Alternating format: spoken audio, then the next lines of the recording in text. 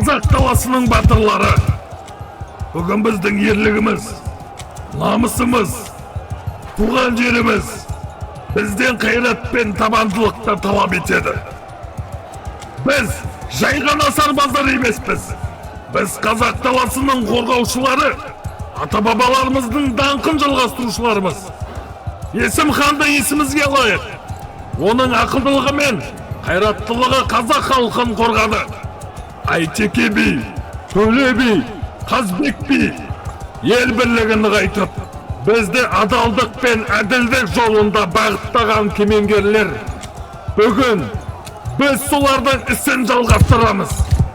Бүгін біз дәлелдейміз. Дала біздің жүрегімізде.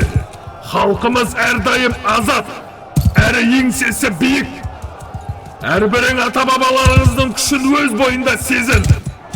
Соққан желде екпінді, жүрегің жетісу тауларында берік болсын.